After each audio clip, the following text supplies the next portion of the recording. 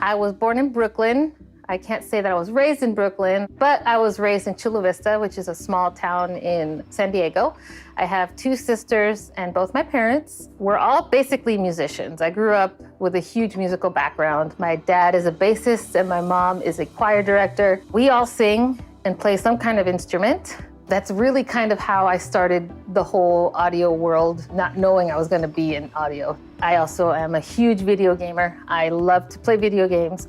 Kind of combines everything I love, music, sound, and visuals into one thing.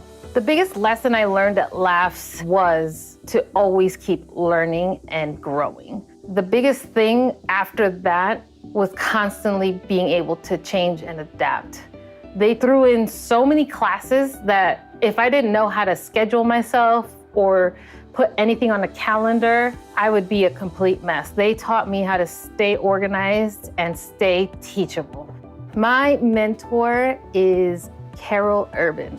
She is a re-recording mixer who we met by happenstance on a women's panel years ago while I was at the LA Film School. She was one of the first people to give me the dirty grunge work. People would say no to this work and I'd be like, yes, yes, yes, give me the grunge work. I need to get dirty and learn how to do this.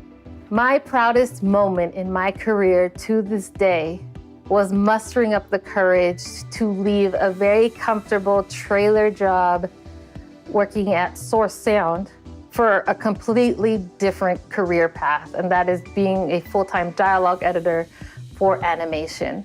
This was probably the scariest thing I did because I was leaving a job that paid well and it paid weekly on time for something completely new, exciting, but also I wasn't sure it was gonna get picked up again because if that show ended, that means the job ended.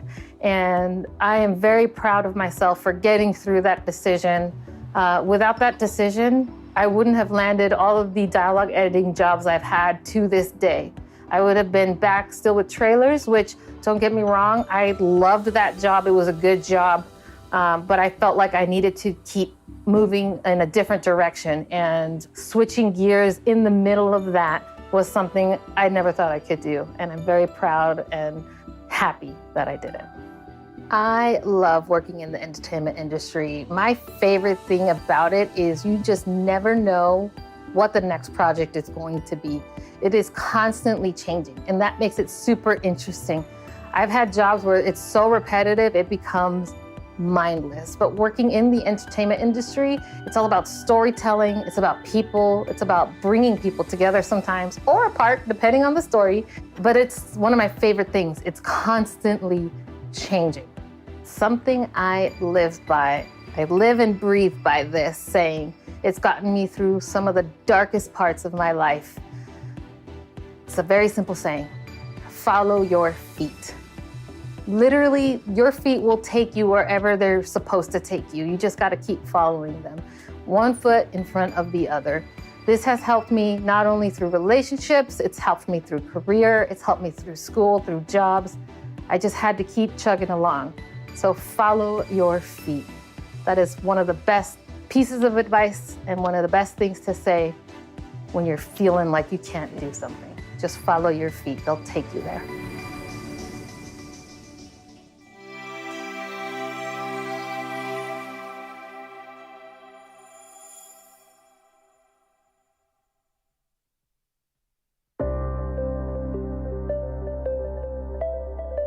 I grew up in New Jersey. I was an outdoor kid, for sure. I spent all day outside, every day, as much as I could. Skateboarding, fishing. I got my first drum set when I think I was about 6. My grandparents took me to Toys R Us, and they told me I could pick one present out to buy in the whole store until I finally picked a Animal from the Muppet Babies drum set. That was my first interest in music, I think. Then I got my first real drum set when I think I was about 10. I started playing that a lot too. When I couldn't be outside, I would be inside playing drums. I think I started to discover my passion for it when I started expanding on the drums and I started incorporating, trying to make full compositions, if you can call them that. And then I really enjoyed it, and I just found myself spending hours doing it, and not even realizing that hours were going by. And I just found myself getting sucked in more and more. And that's all I wanted to do. The whole thing was so new for me and so exciting because I did move across the country at 18. And it was a very jarring experience, but very freeing at the same time. And I just got thrown into like these recording studios with big mixing boards, and the school back then wasn't so big. And I found that a lot of the other students maybe didn't want to spend as much time there as I did. So I wound up getting the recording studios to myself or with one other friend, you know. I remember that. I remember just like not understanding why other people weren't using the equipment. And I was there all the time and just trying to absorb as much as I possibly could because I really loved it and I just wanted to be there as much as possible. To me, my first big break was my first internship that I got coming right out of the school. Was at a small recording studio.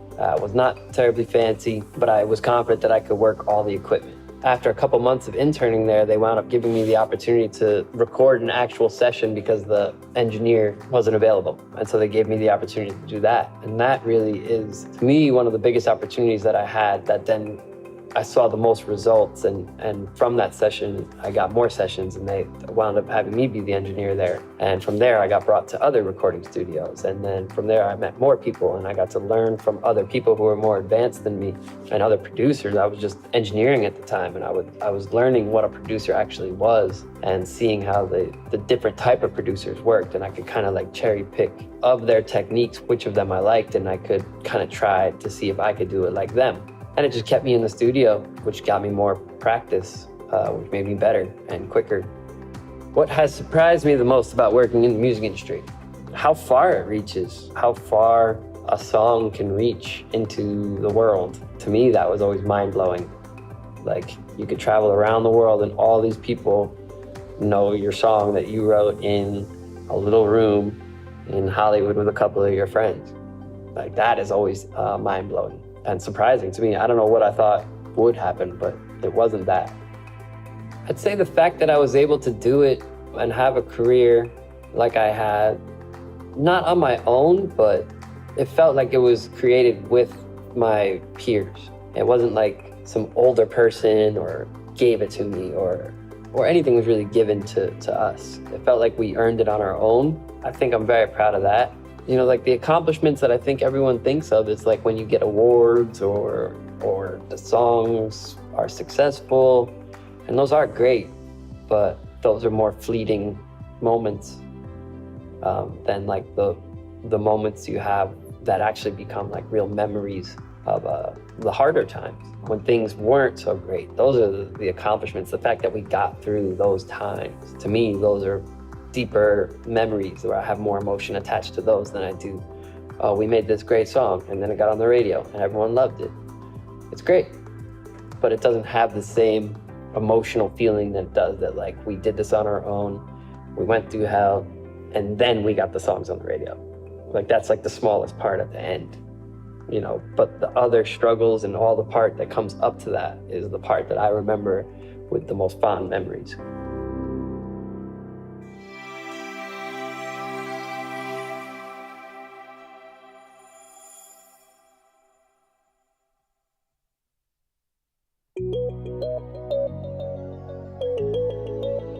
I grew up in Norco, California, kind of a horse town. We didn't have sidewalks. It was all kind of horse trails everywhere you'd go and abandoned golf course behind our house and things like that. I got into artistic stuff early in life. I was never much of a great artist, but I'd make things like trading cards that my friends around the neighborhood and I would all play a game, and comic books and things like that. It wasn't until later years, teenager, early teens, that I started getting into VFX. And my friends and I would just, with our really low quality camcorder, would go around and back in the swamps and things with swords and fake guns, and I'd do really terrible VFX. You know, my late teens to 20s, that's when I came to LA Film School and really got to put into real more professional practice all the things that I kind of did as a hobby as a kid. So one of my favorite memories at LA Film School was access to a full-color 3D printer. And it was a special really kind of pricey, expensive kind that would lay down a layer of sand and then print it with color. The ink was both a glue and an ink that would lay down layer by layer at a time. But when we started, it wasn't set up yet. It was brand new. And so I got to be a whole part of doing all the troubleshooting and doing all the first test prints. And I would just sit there for hours after school hours, just watching it go across over and over again, layer of sand, go over to the ink, hours spent just watching paint dry. But it was one of the most fun things for me because I'd never gotten to work with this kind of technology before. I'd say my first big break in the industry was working at a company that was doing stereoscopic conversions, which means we take a movie that was 2D and turn it into 3D. And it was pretty interesting. I got to work on some of my favorite franchises. I worked on Captain America, The Avengers, I worked on the 3D re-release of Titanic, but I really wanted to be a programmer, a technical artist. And I didn't really have a lot of the skills yet. I could kind of program, I could look up documentation. I wasn't solid in any way, but I was programming tools for After Effects. We didn't have internet access or flash drives. So when I wanted to work on it at home, I had to print it out at work, type it back in at home, print it out and bring it back and forth that way. And there was this one person, Scott Johnson, the head of the tool development team at the time. And he really gave me my first opportunity as a programmer. He always was super supportive of me and kind of taught me I may not know something, but it's not know something yet. And it always instilled me with this idea that it was possible to learn whatever I wanted to, and he had my back. That was a lot of fun. It was my big break. It was what turned my career into what it has become. And I guarantee I wouldn't be where I was if it wasn't for that opportunity. The most important thing to me is having friendship in this industry. Most of my friends I've met through work, even people that I haven't worked with for 10 years, our friendships continue well past that original common interest. And then there's people who I worked with and then we went to different places and then came back together. I'm friends with people from school still even who I have brought in to work with me at other places. And it's not just friendship for the sake of getting jobs and having connections and things like that. We hang out after work. So many of these jobs that I've had, we're eating lunch together and playing board games and things like that. And that's one of my favorite parts about work in this industry is I get to come to work and it's like we're hanging out with friends all day. For professional security, we all look out for each other, but also day-to-day friendship as well. And I think it's important to make genuine connections with people. And I would say there's a million ways to be successful, but that's one of the ones that is most important and has worked in practice for me.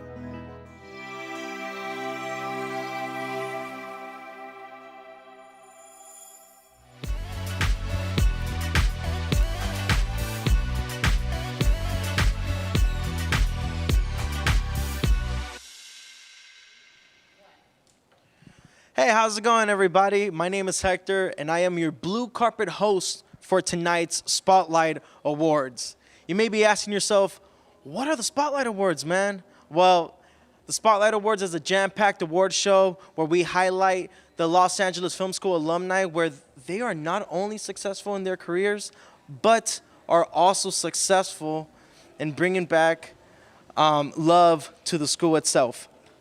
And tonight we are gathered here to celebrate 4 incredible individuals, to honor them and their accomplishments. And those of you watching live on YouTube right now, please leave an emoji, leave a comment, let us know where you're from. I'm trying to read some of these afterwards, please.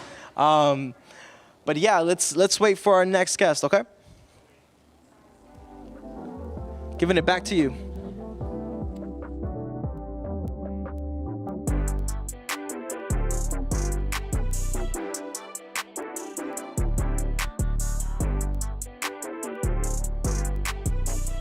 Great. I'm excited. This is going to be a wonderful night, an amazing night to honor, amazing LA film alumni. I'm excited, beyond excited. Sweet, man. Who are you most excited to see tonight? Jeff Barnes from the Record Plant. Nice. Yeah. Why so? I mean, I'm an audio guy, I'm a music guy. He's done so much, just, as far as being a graduate of the LA Film School, he's gone on to do so many things. As far as the audio world, I think it's pretty dope. And Yeah. I love that. No, man, that's awesome. I'm also excited to see Jeff. Before, I'm gonna leave you with this last question, so please answer this because I'm a nosy person, so I just like to know things. What's the best piece of advice that you have ever received? In life? In general, yes. Okay. Do the thing you want to do. Like, beyond just following your dreams, if you have the inkling to do anything creative, anything on the business end, don't just think about it. Don't just dream about it. Get up and do it. Find a way to do it. Don't take no for an answer. Make no excuses. You know, I think that's the best advice that anybody could have ever given me, and it's served me pretty well so far. Sweet, I love that, man. Thank you so much, Winston. Please enjoy the rest of the show. Come this way. And now, let me introduce our next guest, Samantha. Hi, Samantha. First of all, congratulations. Thank you so My name is much. Hector. Please introduce yourself for the camera and the people watching at home. Sure. Hi, I'm Samantha Wilkins. I'm an alumni from the computer animation program in 2012. Okay, sweet. How are you feeling tonight? Again, first of all, congratulations on being inducted to the Spotlight Academy. How are you feeling? Is there anybody you want to give a specific shout out to? So of course I'm feeling nervous. I think that's kind of normal in a situation like this. Also really excited. I'm really loving everything I'm seeing so far. The stage looks gorgeous. I love the stars on the side. Seeing these like artworks of us, it's really great. And huge shout out to my family if they're watching at home. My younger sister Arlene, the co-writers, the Pedregons. Thanks for watching, guys. Yes, I love that. I love that. Okay, so Samantha, before this, I did do research on you because I think your work is fantastic. Oh, okay. So I'm going to look at my note card Okay. because I didn't have this memorized. So, Samantha, you have been a VFX artist for multiple video games, including being involved for the Apex Legends cinematic trailers, and now you are an art outsource supervisor for Valorant at Riot Games. That's insane. That's so tight. Can you explain like the difference between those two positions and which one you enjoy the most? Sure. So they're very different in which my work that I was doing on the Apex cinematic trailers, I was essentially an asset lead. What that means is I would get all those models and textures from the company we were working with, which was Respawn at Apex. I would get that integrated into our pipeline and workflow, getting them set up for full CG shots, delegating work, making sure, hey, are we going to have these props done by our first milestone in 2 weeks? So it's a lot of prepping, a lot of production, a lot of scheduling. And what I do now for art outsourcing is kind of the same thing, except we're doing it for a live game. So I help a lot with the skins on Valorant, the gun skins, the gun buddies, and I work with other companies to help just bring these really great themes to life on these weapons and making them look as cool and keeping competitive integrity for this game so the players will really enjoy them. Yeah, I love that. Yeah, I'm a Valorant player myself, so yeah, I know that. Who do you mean? I can't tell you. The people they're gonna judge me. They're gonna judge me. Later then. Okay.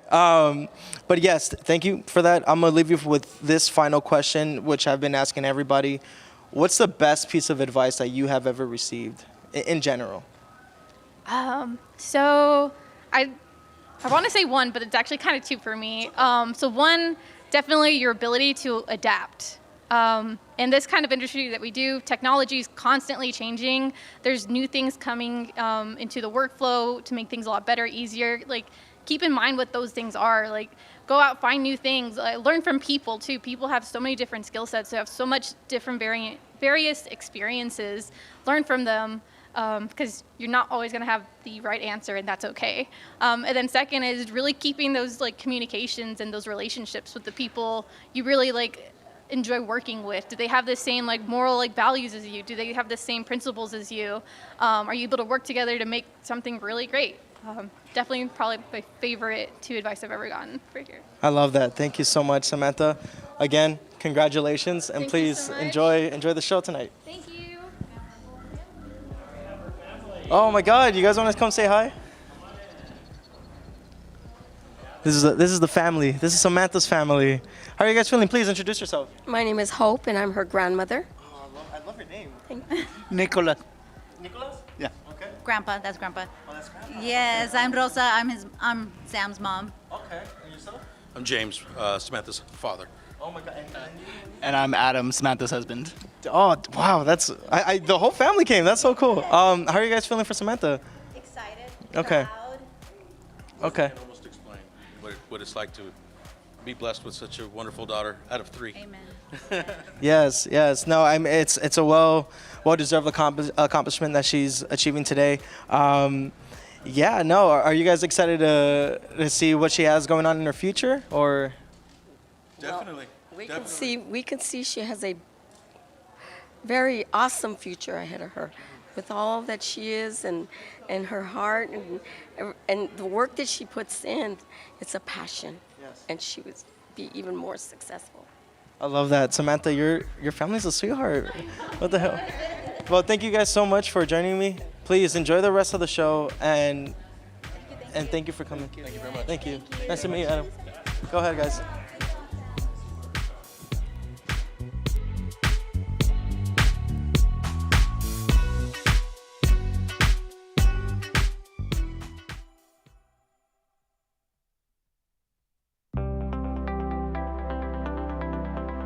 I grew up in Tel Aviv in Israel, played music pretty much my whole life. My mom's a shrink, my dad's a cook, so food was always delicious and conversations were always awkward. Honestly, I think my passion started the first time I listened to Dark Side of the Moon. My dad had a record collection under the stairs, and I would go under the stairs and I would just take all these records out. And I remember the first time I accidentally played Dark Side. I never heard of Pink Floyd, I was like 8. So that was the first time that I realized that some stuff can be presented better, and I wanted to know how to do it. And then the second time I was 15 years old, and my friend's band recorded an album, and it was just awful. And I thought I could do this better, I could make this sound better. And then later on, when I was 18, 19, when I had my own club, when I had my own studio and stuff, I was just appalled by the quality of the stuff I'm doing. Everything sounded bad. So I just started obsessing more and more and more and more over how things sound and not what sounds they are. And I think that was the big passion. I mean, I still love music, but I love sound.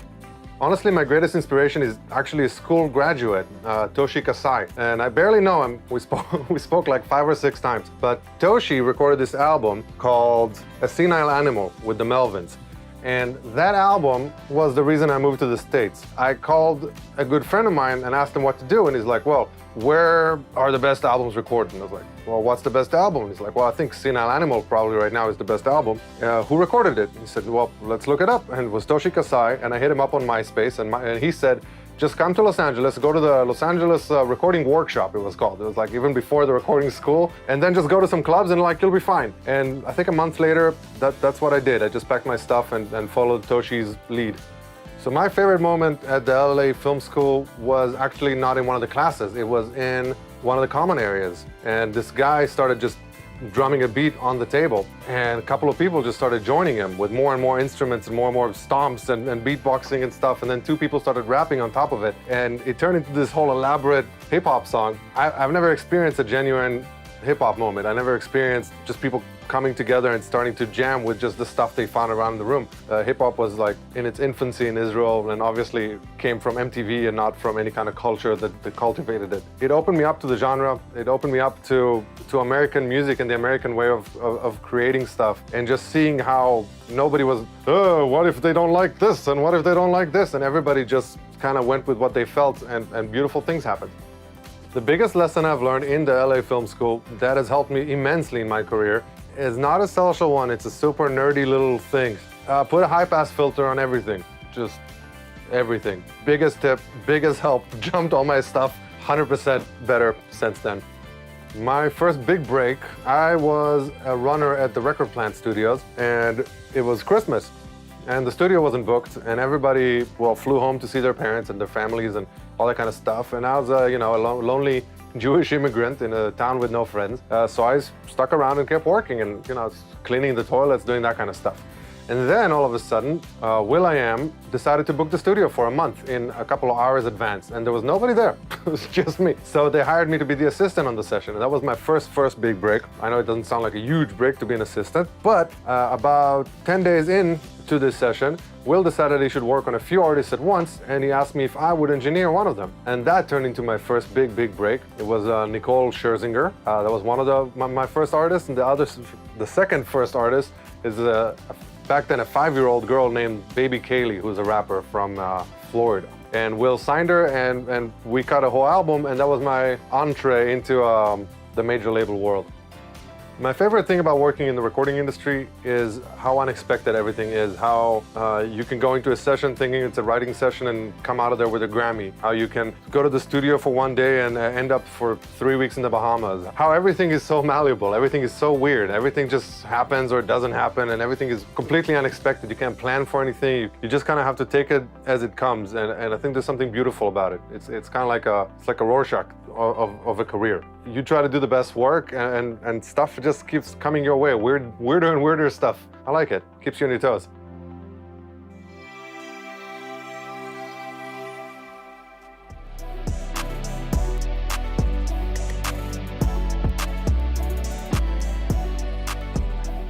How's it going, everybody? Please, welcome back. I have my next guest with me right here. Please introduce yourself.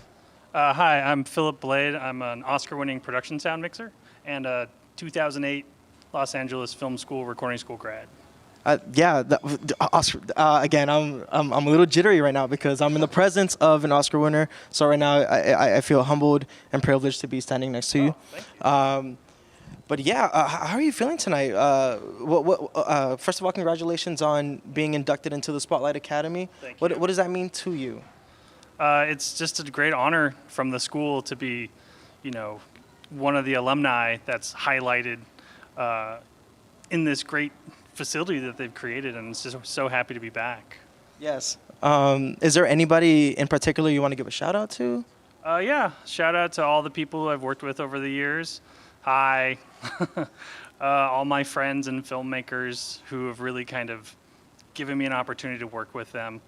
This never would have happened if it wasn't for you guys. To my friends and family, everyone who couldn't make it tonight. I hope to see you all soon. Yes, I love that. I love that. So I've seen some of the films you've worked on, some of the projects you've worked on. Sounds of Metal, fantastic. Recently you were on Flamin' Hot. Correct. I'm a production mixer on Flaming Hot. Yes. So the question I wanted to ask you was, is there any techniques or strategies you use that you learned from the Los Angeles Film School for your current position? Absolutely. Yeah. One of the things that I learned as a recording school grad is that you definitely want to get everything high quality while you're filming. Like what I do on set, I record the sound while the movie's happening. And I never think about, oh, they'll make this sound great in post. I'm always just trying to get everything in the can, perfect sounding as best as I can while we're shooting it. So they definitely taught me that here. It's like, just make it sound great while you're shooting it. And if you do that, it might be a lot of hard work to get there, but you'll never regret doing the work to make it happen. Yeah, I love that. I love that. I feel like you're an inspiration for a lot of sound mixers that are currently attending right now. Yeah, no, it's fantastic. So I'm gonna give you this final question. Sure. And I've been asking this question to everybody, so answer it with the best of your abilities. Okay. What is the best piece of advice that you have ever received? Something that my dad always told me is that never, like I said, never be afraid of the hard work, and always just give yourself the time to make things sound great when you're shooting. Always, make sure every show you're on, even if it's good, bad, terrible, you're always getting that same high quality product that you're delivering. You'll never regret it. And I think that's good advice for not only film, but everything. Just make sure you're giving your full heart into every project. I love that. Thank you so much, Phillip, for your time. Hector. Once again, congratulations, Yeah. and please enjoy yourself. Thank you. I just hugged an Oscar winner, man. That's so dope. So we got another guest tonight on my blue carpet. Please introduce yourself. Hi, I'm Corey Drake. I am a Spotlight Academy Award winner from 2021. The last one that was done. I think we skipped a year. Right. I'm from the computer animation program. I graduated in 2010, and happy to be here. I'm excited to I've never been to the Ivar Theater itself. So Yeah, okay. We did a remote when we did it during my year. So this is neat to see all the Oh, because physical hybrid production value and everything. Yeah. Okay, awesome. Well, welcome to the Ivar Theater. And then, let me go. Yeah, Jeff Barnes, being inducted this year, so excited to join Corey. Sweet, sweet. Okay, how are you guys feeling? I mean, obviously you're an inductee tonight, which first of all, congratulations. How are you guys feeling about the Spotlight Awards? What does that mean for the both of you? Well, I'll let him have the spotlight first, since it is his day. Thank you. Yeah, I'm excited. I'm honored. You know, I think there's so many talented, amazing people that have graduated from the school. I feel really honored to be recognized for the work that I've done. You know, I think there's a lot of people that work really hard out there. So, yeah. And yeah, I haven't been in Hollywood for about a year, so I'm looking forward to the event tonight. You know, just seeing the award ceremony and stuff, and then the mixer afterwards, and have a few drinks and have a lot of fun. Also, you guys are going to the mixer. I believe so. Yeah, I believe that's on. I am at least. Okay, I okay. can't speak for Jeff. Okay. No, I'll see y'all there. Jeff, I actually have a specific question for you. So prior to this, I did research on you, and I got to be honest, man. I like your story. I'm a sucker for an underdog story, and your story illustrates that phenomenally. And the reason I say that is because you started off as a runner at Record Plant Studios. Correct me if I'm wrong. And you worked your way up all the way to become the president of the company. Can you elaborate on that, please? Yeah, I think it, you know, just continued hard work, showing up every day and doing the best that you can do, regardless of what your focus is ultimately going to pay off. I think it helps to have focus on something. You know, hard work in a lot of different directions isn't going to get you the same progress that you would say if you focused on one thing. But I think so much of it is just showing up and, you know, how can I do my best today? Okay. So. Okay, yeah, I love that. Thank you. So I've been asking everybody this question. I'm pretty sure you guys heard me ask Phillip the same thing. What is the best piece of advice that you guys have ever received? So I'll start off with you first, Jeff. I feel like I've said this a few times in different LA film recording things, but you know, never say no to a job because it's not what you thought you would be doing. Okay. I think you got to take every opportunity and really consider it and give it a chance, because it's, you know, there's room for everybody in entertainment. You know, whatever your field is, I think you just got to find what that is and work at it. So if you're saying no to opportunities to come up, you might miss out on something great. That's good. Yeah, I love that. That's a good perspective. How about yourself? The best advice I ever got in my career, I think, was early in my career. One of my first jobs, I was put into a programming position at one of the first companies that I worked at, Stereo D. And I was a novice programmer at the time because I went to school mainly for technical art, which is mostly as an artist. But I was put into a position where it was more programming and things.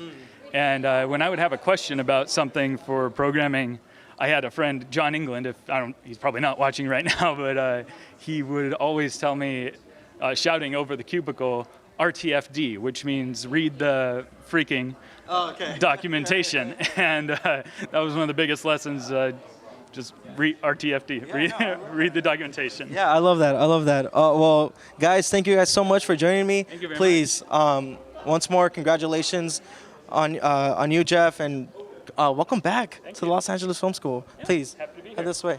Thank you guys so much. Have a good one. Okay, I got a next guest on my blue carpet. Man, I got a lot of guests, man. Hey, how's it going? I'm Hector. Man, I'm Joel. How are you? Joel, nice to meet you, man. Please introduce yourself to the people watching at home and let them know what you do. Sure. My name is Joel Numa. I'm a mixer, engineer, producer, and an instructor at Los Angeles Film School. Okay. Yeah, I love that. What does the Spotlight Awards mean to you? Wow. That's a lot of meaning in a short time. Yeah. Well, it's No, it's so good. It's recognition for those that deserve it. It's a way for all of us to come together with our alumni and the people that are associated with the school. I had a great time. I had the opportunity to moderate and interview Lid and Enrique, which are recent graduates and very, very successful in the industry right now. And just, making ways for everybody to come, from the school, anybody else from the industry to follow in their path. So that was quite good. Right. Thank you. I love that. That's awesome. Who are you most excited to see here tonight? Obviously, we have a bunch of inductees who well deservedly are here, you know. But who are you most excited to see? Well, I'm excited to see everyone reconnect with a lot of people that I had the fortune of teaching or being a part of their formation in the career. But I think one person that comes to mind is Jeff Barnes. Okay. Because he was one of my best students, and we've kept in touch, and he's done great with the record plant. Yeah. So I'm looking forward to reconnecting with him. Yeah, I agree. Yeah, I love that. Is there any? I'm gonna leave you with this last question. What is the best piece of advice you've ever received in your life? Could be anything. Yeah, keep in mind history, because the past is important, but don't let it rule your present or future, because that's unwritten. I love that, short and sweet. Well, thank you so much. Thank you. Thank you. Thank you for taking our time and being in this interview. Well, oh man, I'm sweating. We're gonna take it back to you. Check out some of these highlights. Bye, guys.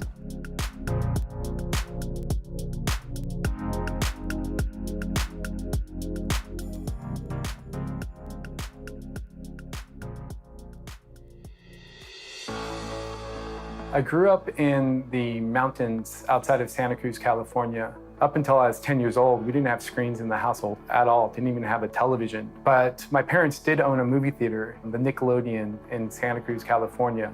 And it was an art house, which was really kind of fun in that it would show everything that wasn't Hollywood. It would show art movies and foreign films. And so I grew up watching My Life as a Dog, or Repo Man, or Buckaroo Banzai, or Cinema Paradiso. And that was really when I got my introduction to cinematic arts.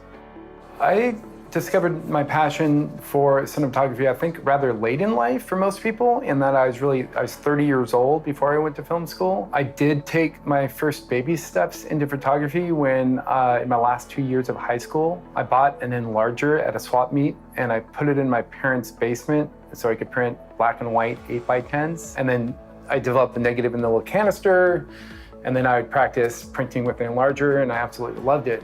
When I found the Los Angeles Film School, I was absolutely hooked. It was a brand new school. I was in the very first class in September '99, and it was a shell of a school that it is now. The theater was under construction. The sound stage was under construction. We only had the 4th floor. I think we had 2 Avids. We were handed Canon XL1 digital cameras, and sent on our way to go shoot. And it was wonderful. It was like the Wild Wild West. We had a really great time. And I absolutely loved it. Have been pursuing the craft ever since. I feel like I've clawed myself into this industry, job by job. Some people have a series of small breaks that kind of get their career going. And I feel like that's what's happened with me. Each job leading to slightly a bigger job, etc.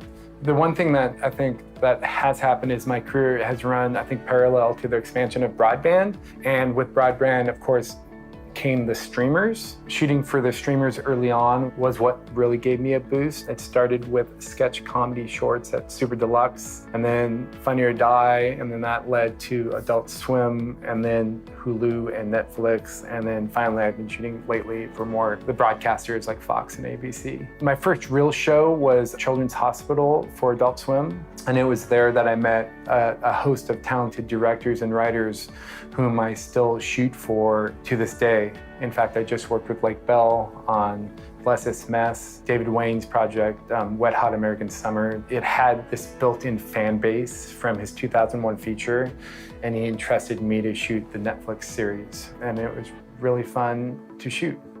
My proudest career accomplishment is the Netflix biopic, A Futile and Stupid Gesture. It's a period piece about Doug Kinney and Henry Beard, and they founded National Lampoon. So it was a biopic about comics who then went on to write and establish a company that still is alive to this day, National Lampoon. And it was a really great movie to shoot because we got to explore the late 60s and the early 70s. I had a really great relationship still do with David Wayne, who is the director, and we worked well together and stitching together ideas and putting together scenes and figuring out groovy transitions that would play well into the film. What I love most about working in the entertainment industry is contributing. It's collaborating to make something really good, like pursuing quality. I have the greatest crew in Hollywood. I know a lot of people might say that. When I'm on set and when things are moving along at a clip, all for the common goal of making whatever you're making the best it can be, I'm in a very happy state. I love the collaboration and I love the precision. And I love the fact that on set, every day it is game day. And when you are doing your best, surrounded by people you love, crafting a story, nothing's better. Every day at work is different, every project is different, every story is different. And so I never dread going to work and I love what I do.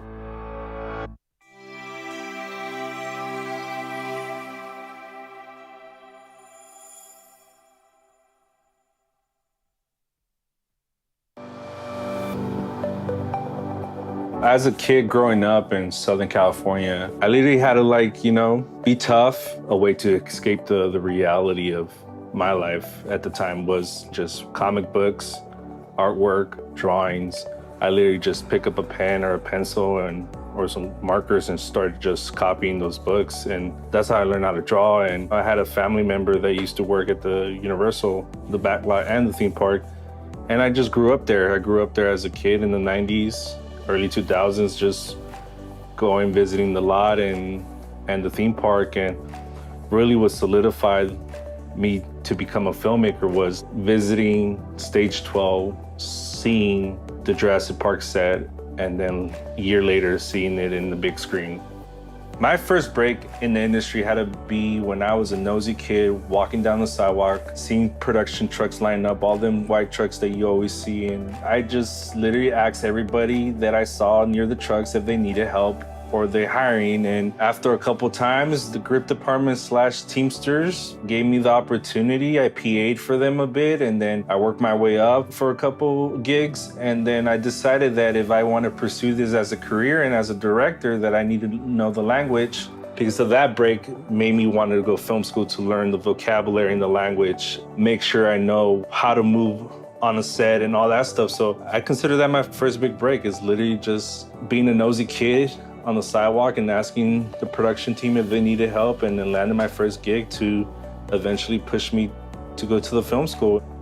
One of my favorite memories going to the Los Angeles Film School, it was my class. My class was 9 of us, and we had the best experience ever as far as being hands-on, with a lot of the classes, with a lot of the teachers. We hustled because it was just 9 of us, so we had to learn everything and do everything sometimes. And really what solidified that moment for me was thesis month. We had to shoot six theses, 6 projects with 9 to 10 of us, and we made it happen and we made it work as a team. And I feel like because of that, we became strong and had a good bond as filmmakers. One of the most proudest moments in my career has to be the HBO Latino short film competition. We won it, and the reason why we won it, and I feel so proud for it, is because we did the hard work, but it feels so good because we had about over 50 rejections in the film festival circuit. To get accepted to one and then take the whole win was the highlight of my career so far, and landed us the HBO platform. And now you can see the film on HBO Max. One of the reasons why I like working in the film industry is because every day is different. And to me, that is the best feeling. Waking up every day knowing that you're gonna have a different journey, different experience, different problems, and you're gonna have to solve them right there on the spot. And that's one of the reasons why I love filmmaking. Every day is different. My biggest lesson that I learned going at the film school that I still use to this day and I apply to what I do has to be giving people the chance to show what they're capable of, and networking. Almost everybody I work with, or I partner up with, or I team up with, or I make movies with, comes from the Los Angeles Film School. And just meeting people and just having that leap of faith just to trust people and give them the opportunity to shine so they could shine with me and we could all shine together.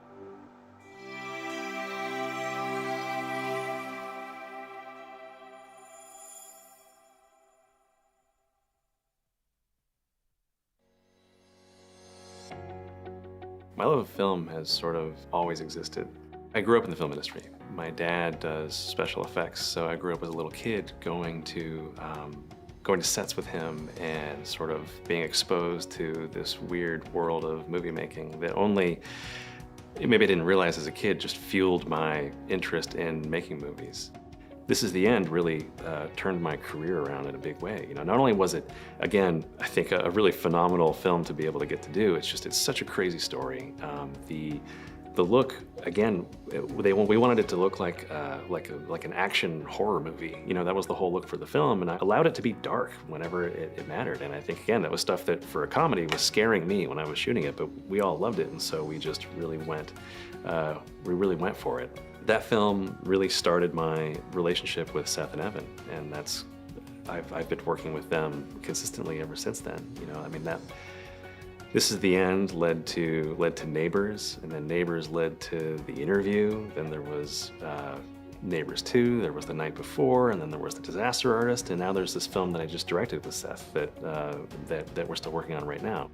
You know, I have these days on set where I'll be looking around going, man, I love what I do. I love this job. And I am almost afraid to tell other people that because I think I'm gonna bum them out because it's like I love what I do so much. I don't know. I know that it's not always the case when you love what your job is, but I really do. So it's I don't know. I both want to tell as many people that and also keep it a secret, so so it could be mine. But it's really a wonderful. I think it's a wonderful thing.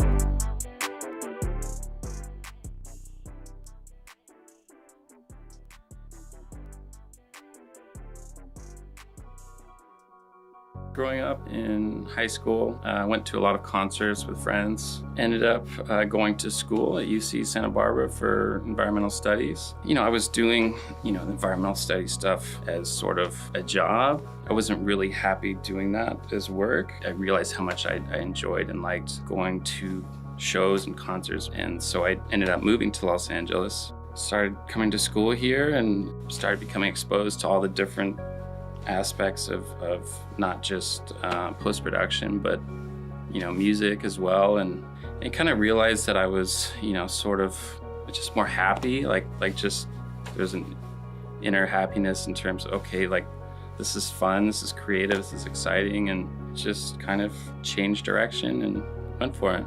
My first Emmy nomination, Daredevil season 1 would probably be the first one, so that was pretty special for me. Stranger Things season 1, of course. Sort of knew, sort of straight out the gate, when I first got Locked Picture, and could kind of tell that it was a pretty special project, and getting the chance to work with a new supervisor, Brad North, and then also with Craig Hannigan, who I learned some pretty cool stuff in regards to sound design and sort of workflow, and just seeing how he sort of handled the crazy roller coaster ride that is Stranger Things. My favorite thing about working in the entertainment industry is, I'd say, the people. I don't know, I feel like LA is sort of a magnet for people who are creative and want to express themselves in that way, and they sort of realize that this is the place to do that, and I really like being around that energy in that space.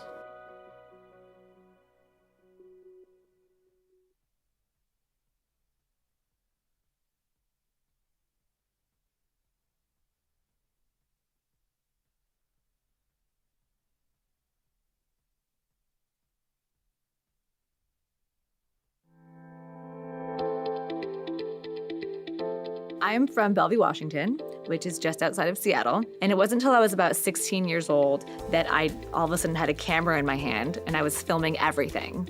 I was making skate videos with my friends. I thought I was Avril Lavigne. I was influenced a lot by what was on TRL at the time. That was a lot of Britney, Christina, NSYNC, Backstreet Boys. It was a lot of these really big, flashy music videos at the time being made. And as a teen, I was like super influenced by MTV. I wanted to work with artists like Christina and Britney, and I wanted to work with the new crop of pop girls. And that is, what I am, doing today with my life. I am making music videos for those big artists. Working with somebody like Ariana it's incredible because she knows her brand so well. On Thank You Next, yes, there's a lot happening on that. I'm very much a collaborative director. So I think, leaning on the people that I bring on to do their jobs and to really just make the whole thing come together. Because at the end of the day, it's such a team effort. In no way is it like a one-man sport. So when I was starting my career, it was always very much like, oh, it's a girl director. Like, that's crazy. People remembered my name, though, which was actually a good thing. They're like, oh, like Hannah Lux Davis, a female. Oh, interesting. And I feel like in the beginning of my career, that definitely, I think it helped me. Now more than ever, I feel like brands, artists, people are wanting that female perspective, and I think that's being sought after. So I think there's more opportunity for females because they're recognizing the need for that voice. What I love most about working in the entertainment industry is that there's no day that's the same. Everything is always different and always changing and always evolving, but it's always exciting, and it always feels like nothing's permanent, and it feels like that. And so it makes everything feel special and like we're lucky to be doing it.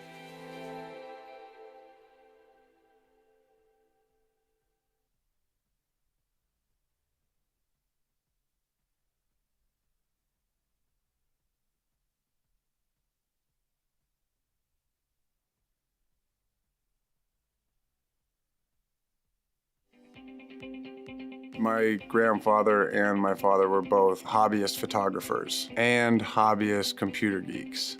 So when I was about, 10 or 11, I had access to both of those. And we played with the camera a lot and would edit from VHS to VHS because they had them all laying around the house. And then computers, you had to start putting your footage into the computer. So essentially the computers and the cameras became one.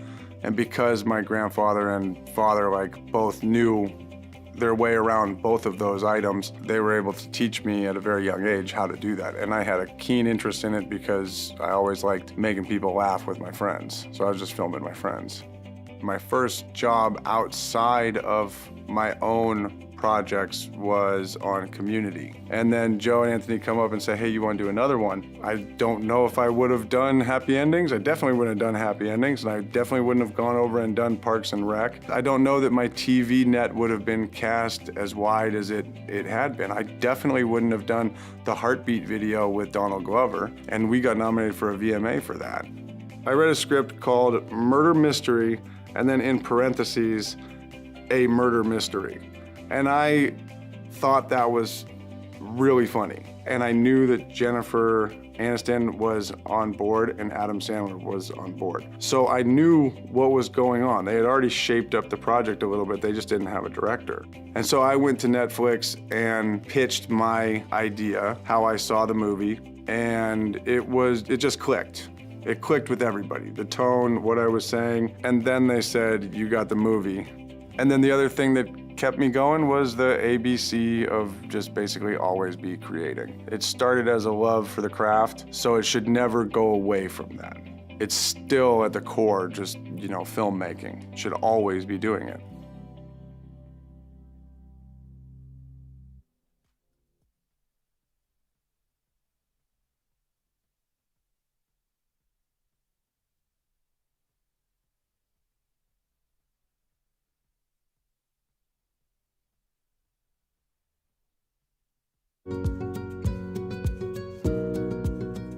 When I was about 12, 13 years old, I was very interested about music, but I didn't know how to connect with music. So I started playing guitar. And after the years of playing guitar, I started to have the curiosity of how to record it, how to have that quality that you hear in the music business, in the CDs, in the albums. I always had that curiosity of all my interpretations that I was doing with my music, how to put that quality into it. So I started buying stuff and trying to create that sound with my own music. And then where I started to see that was pretty much a career, that I wanted to do that for the rest of my life. I worked in Sony Music in Mexico, and I had the privilege of working with a lot of artists. Every session was different. Every session had their complications, their positive sides and everything, but every time it was very gratified. With the years and the years in 2015, I got the pleasure of working with Natalia Lafourcade in her album called Hasta la Raíz. And I was not expecting, I was just working as a normal person, giving everything to the session, to the music that she was creating. 6 or 8 months later, I got the chance of winning 3 Latin Grammys with her and 1 American Grammy. And that for me was something that I was not expecting. And it was something that you realize that the work that you plan every day is giving back something to you again. And after that, everything started to open, started to work in different fields, and television, and live sound also, and studios again. And after that, I came to Colombia 2 years ago, and I had the privilege of entering a big studio, and I became a head engineer of one of the best Latin American artists, Carlos Vives. And last year, we got to win a Latin Grammy with his album Vives. So all of that is a major success for me. At the end of the day, it's not so much about a prize and award, it's about everything, how it puts together and sums up.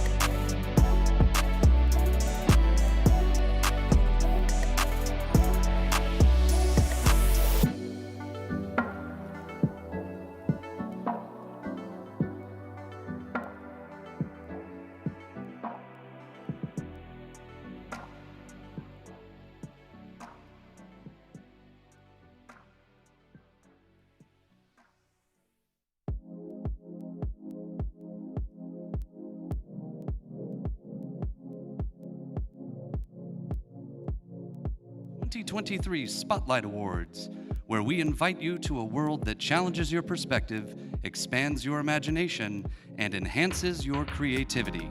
Tonight, we honor the phenomenal Spotlight Academy class of 2023.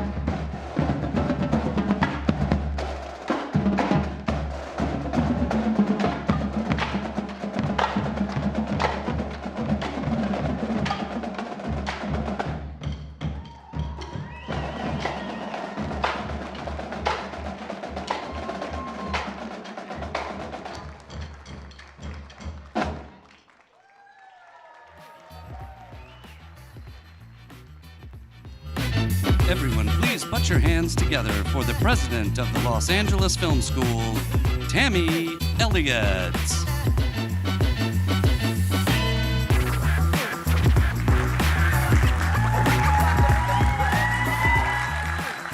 What just happened?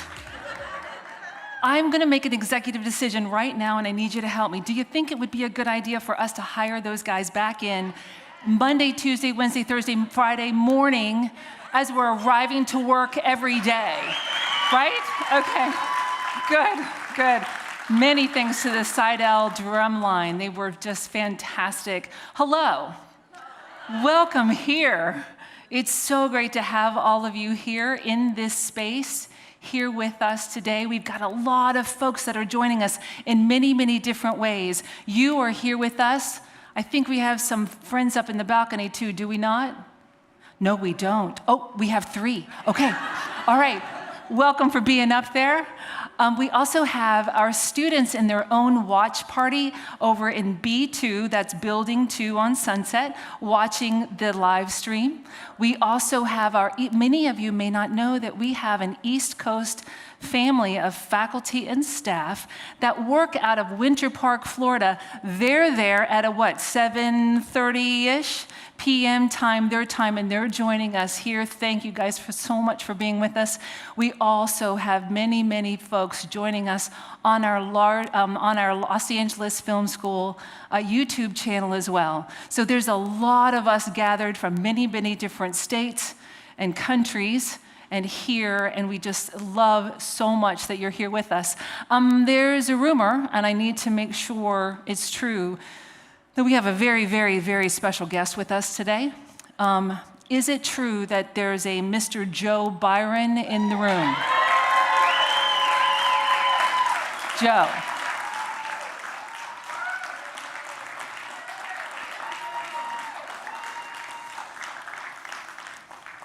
My brother. It is so good to see you. We miss you so much here, but I want you to know the love that you carried through these buildings for all of these students for all of those years is still burning bright and much, much more powerful because of the good people that are in this room and our current students. But you, my dear man, started it. Thank you so much for being here.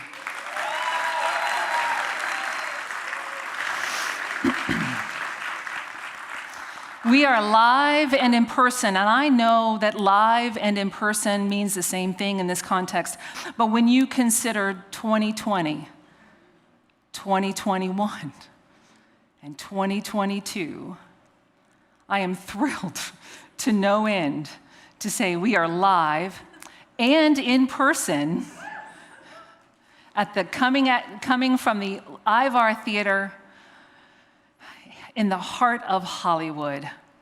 This building was built in 1951. It was a stage, it was built as a theater for staged plays. And as time moved on, the entertainment in the theater began to evolve. So it wasn't just plays, it was also musicals, and it was live band performances. As I understand it, Grateful Dead has played on this stage before. And as time moves on and you fast forward into 2023, it's a classroom. You are in class. There will be a test at the end of this show. You are in class. This is a classroom for our audio students who are learning sound production and live sound engineering. But tonight, it is the night that we are hosting the Los Angeles Film School's Spotlight Awards Ceremony Class of 2023.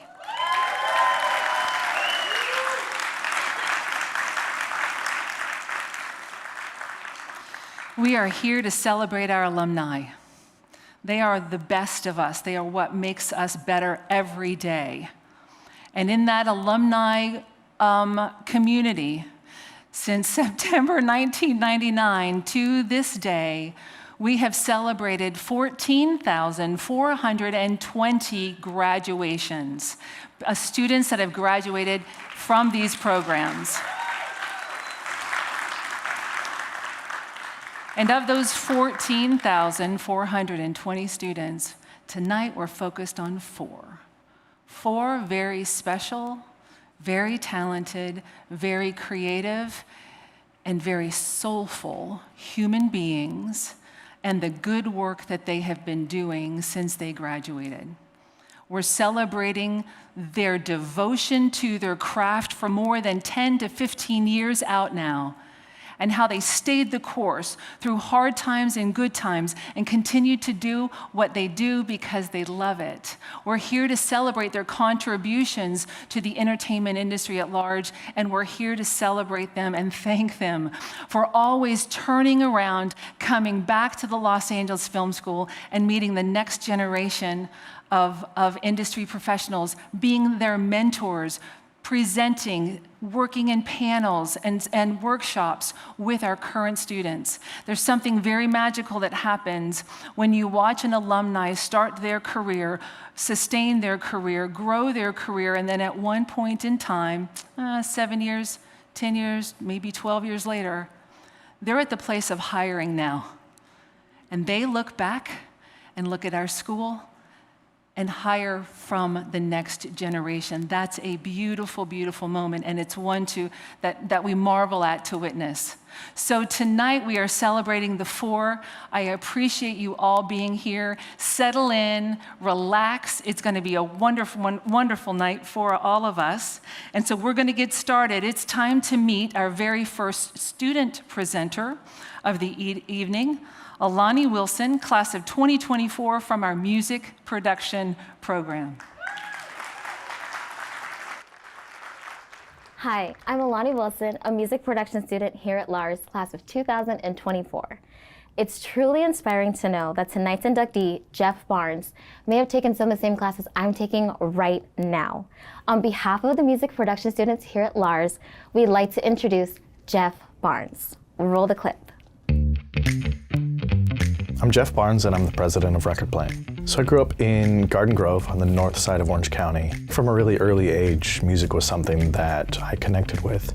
I was really fortunate to have parents that were able to recognize that and invest into that. You know, whether that just be putting instruments in front of me or giving piano lessons. That was really the foundation of the career that ultimately I've led to this point.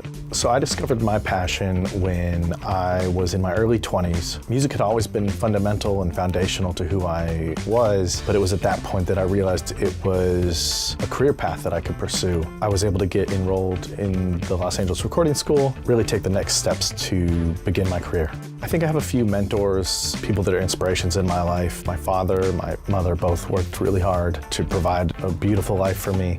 As far as mentors, I was really blessed to be able to work under Rose Mancherney. She is one of the foundational people in this music industry. She was one of the first women to run a recording studio. I was able to work alongside her for a number of years and really learn the craft of the music business. So she's always been somebody that's been really instrumental in my career and my path. So the first big break that I had in my career would have been getting hired at Record Plant. As I was finishing up my time at the recording school, I sent out, I believe, 4 resumes. Fairly quickly, I got called in for an interview and I got hired that same day. It was really amazing timing and I was just thrilled. Even still, the biggest artists in the world were recording there. It was just amazing to be even in that environment, even though I was cleaning bathrooms and picking up trash and food and all of that stuff.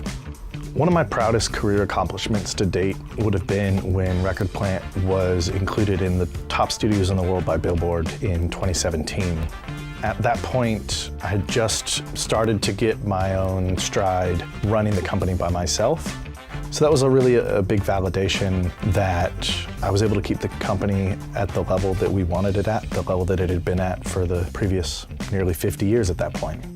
Some of the artists that have come to Record Plant while I have worked at the company include Black Eyed Peas, Justin Bieber, Ariana Grande, Elton John, Slash, Drippy Red. So when I feel most immersed into my craft is when the studio's really firing on all cylinders, when we have, multiple clients working at the same time. It's kind of putting the puzzle together where the sessions flow, instruments moving from one room to another, just making sure the scheduling and staffing all works. I honestly believe that's part of why I've been successful, is when I feel most connected to what I'm doing is when we're making things happen. What I believe it takes to be successful is perseverance and integrity. I think the two of those combined allow you to push through. You're going to question, is this the right path for me? There are moments where you're going to have a hard day. It's still a job. You have to be able to push through hard days. And I think one of the things that makes that easier is having integrity. If you know that you don't have any skeletons in the closet, there's nothing to hide, that makes it a lot easier at the end of the day.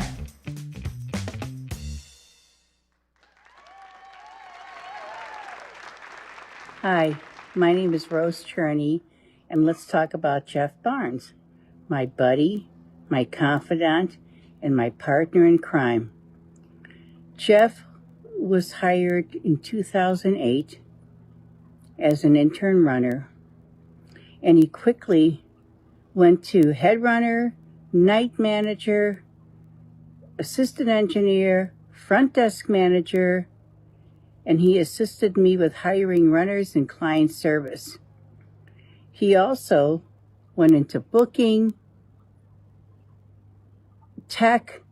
He did every job at Record Plant, which that's why he's such a great executive, besides a nice guy.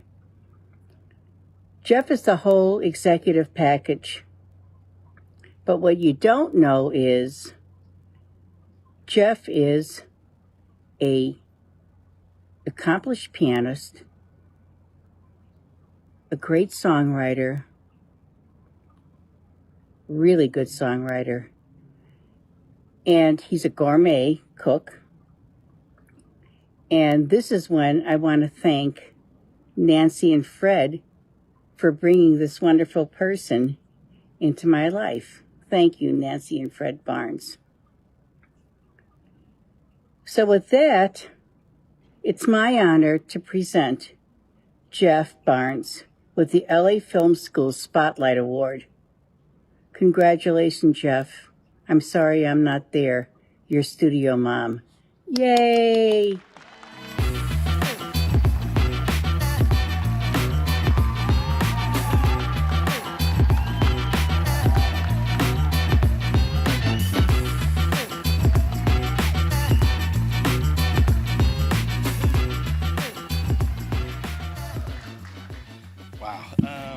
Thank you, guys. I'm at a loss for words.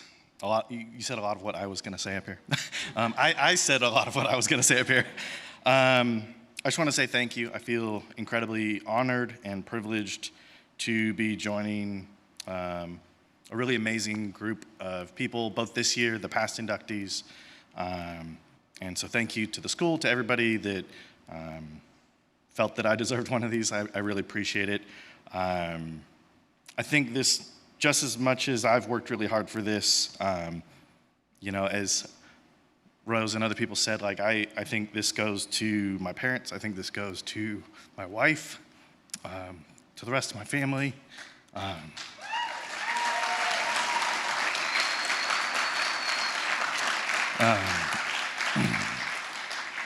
It's all those people that you go home to every day that help you keep going. So I want to say thank you to them. Thank you to everybody that I have the honor and privilege to work with. Special shout outs to Daniel Zeidenstadt, you're somewhere over there, and Hike, you're over here too. I see you both. And Ari, I don't know if Ari's here today, but him too. And to the other inductees tonight, congratulations. You guys are all incredibly talented, and I feel honored to be up here with you guys. So yeah, to all the future students and the current students, keep working. You can do it. Thank you.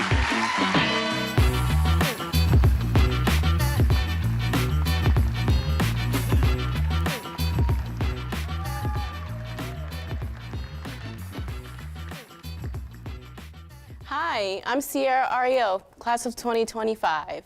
And being a film student, I definitely understand the hard work and dedication that goes into creating a film. So on behalf of the Los Angeles Film School, I would like to introduce to you Paquita Hughes. I'm Paquita Hughes, and I currently work as a location manager and independent producer. Growing up, I was very imaginative. I enjoyed a lot of group activities, specifically Girl Scouts. I was a latchkey kid growing up in the 80s, so my mom worked and grew up in a neighborhood, a lot of kids with single-parent households. So I spent majority of my time doing after-school programs, so I was what you considered an academic pro. I was serious about school, and I loved school. I discovered my passion at the moment I first saw Wizard of Oz. I was like, is this real? Is this really happening? My mom was like, no, they make all this. It's all fake. And because of that, it intrigued me about who does this, who makes this world. And my mom like, people, they do this for a living. And then Star Wars came. And then I saw the sci-fi, action and all the special effects. And I was like, oh, I have to do this. I have to be a part of this world. I don't know how I'm gonna do it. I don't know where I'll end up or where I'll land, but I gotta get there. My biggest accomplishment was gaining union status as a location manager. And then along with union status came phenomenal work opportunities, being able to get on bigger productions and bigger budgeted sets. Not only that, but then network with a lot of great individuals in the industry. And then I won my award, Best Location Team for Perry Mason. I also became a card-holding Television Academy member. Locations is important. It gives the production designer the canvas to work upon, because if there's no canvas, then the production designer has nothing to design. And I feel like a lot of people, when they think of their favorite movies and films, they think of how grand some of these locations and these places that we can take you to, and also how we can transform places. You can get Ohio in the middle of Los Angeles, or you can get Minnesota in the middle of Miami. It's amazing what we are able to do as location professionals. To be immersed in your craft is when you don't just shut off when the job is done, or you don't shut off when you wrap on set. When you're immersed, you're surrounded by the job in all aspects at all time. And I think that's why I lean more towards producing, is because I can't shut it off. Like when the project is done and when we wrapped on a project, I'm still excited about the next phase. When we're wrapping up a whole project and we're done with it completely, I'm still excited about the next thing. I've already started, reading other scripts or writing or drafting or developing. I'm immersed because I'm in the entertainment hub of our country. I'm immersed because the people I choose to keep around me are also involved in the industry. So it's like we're always on, we're always discussing things about it. I'm also immersed because of the different organizations that I'm a part of. I joined committees in my union. I joined committees in the guild that I'm a part of. And so I'm a part of awards, selections, and processes and DEI communities. I like to volunteer. I'm immersed by giving myself when I do panel discussions, when I do different programs, and I give my expertise or I give my experience. Every aspect of my life, I feel like, is immersed in this job. And I did that specifically because I'm passionate and I love it.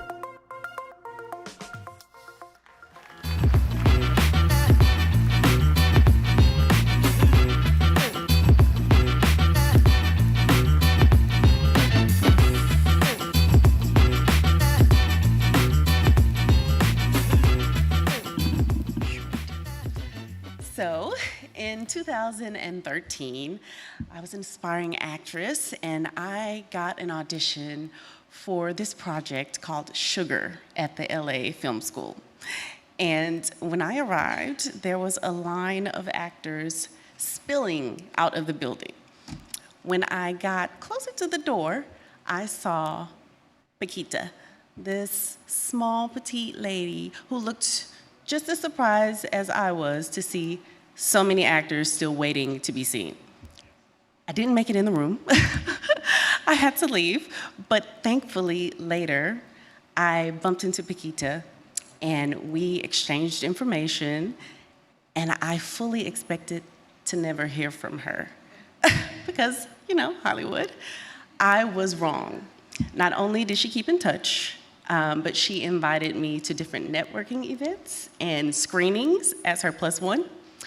And over the years, our friendship just grew. And eventually, I shared a short film that I'd written with her because she was looking for content for her production company. And she said, it has bones. And so we worked together, gathered our resources, collected the coins from under the cushions of our couches, and made it happen. That short film went on to win multiple awards, and because of her tenacity and hard work, ended up getting a distribution deal recently. Thank you. We've since worked together on other projects, but only in between her much bigger and much higher paying projects in locations for projects like Physical Bel Air, 9 Perfect Strangers, Perry Mason, and Little Fires Everywhere. She has many names. Her friends and family back at home refer to her as Kika. She's widely known throughout the industry as PQ. I know one person that calls her mommy, and I refer to her as Master P. I refer to her as Master P because she is truly a pro at what she does as a producer, as a locations person, whether it's scouting or being a key. I don't really know the difference, but she's good at what she does. And she navigates, is this thing, can you hear me? Okay. She navigates through those things perfectly. She's an absolute pro. She has a huge heart, even though she's not always getting, maybe she's not always receiving the love that she deserves, but we all see it and appreciate it. It is with great honor that I present the Spotlight Award to my friend, your mommy, Kika, PQ, Master P, Paquita Hughes.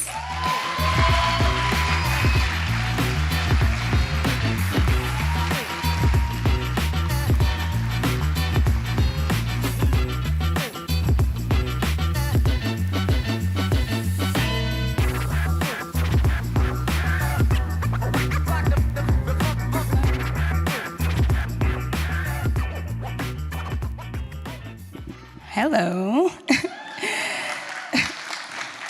So, oops, sorry, I'm about to tear this up. Anyway, that's why we can't have nice things.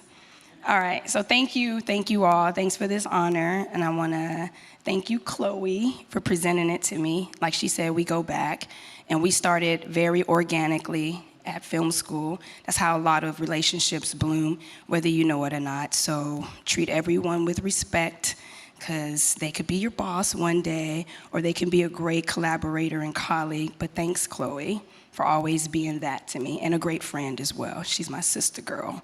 So, okay. And then I'd like to thank Los Angeles Film School for giving me this honor. I was completely shocked and flattered. I had heard about the Spotlight events and the awards when I was attending the school, but it was fairly new. And I was walking the halls thinking, I wonder if I'll be important one day for them to care, you know. So thanks, because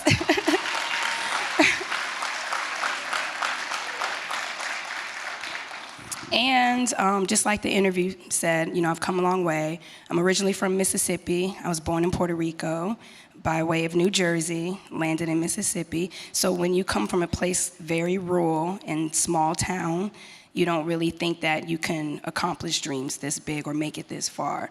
So the fact that I'm being honored for a career that I didn't even think would be possible is still, you know, like shocking. But with that being said, to other students that may be listening or worried that they're not doing enough, or, you know, that maybe this is the wrong road you're taking, like, is this crazy? Should I be doing this? Do it, because if it's your passion, it's gonna always lead you back. I've done the 9 to 5. I did 10 years in the military, 2 branches, you know, so thank you.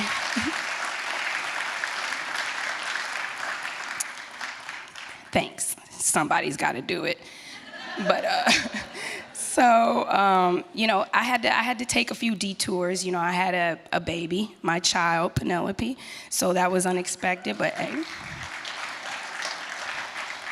So just in the darkest times or in the moments where you didn't plan and you're like, oh my goodness, you know, am I gonna make it through? Just push through, stay the course, plant those seeds. Make sure your work ethic is speaking loudly for you. You can talk a lot, but show up, show out, build those resumes, and school is gonna get you halfway there. And speaking of school, I'd like to give a shout out to my instructors, specifically the ones who really took extra time to make sure that I was getting the best out of the education as possible, because they saw that spark in me, they saw the hunger in me, and all my classmates called me super serial. You take this too serious. I'm like, yeah, I wanna be here, don't you? So Charlie Kanganis, thank you so much.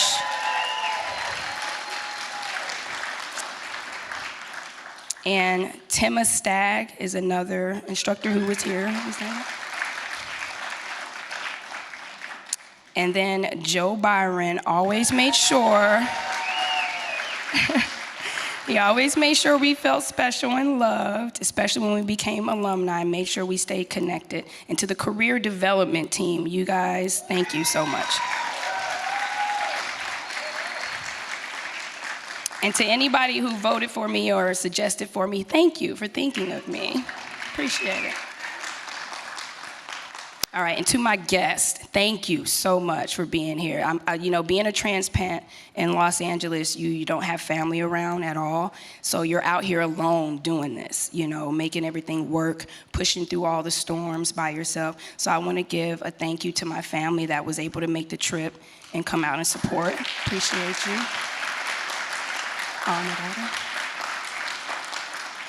And to my special guests, I'm really happy to see you, Beth and Al. You guys, I had a huge full circle moment in my career, and then I'm gonna tell you this, and then I'll get out, I promise.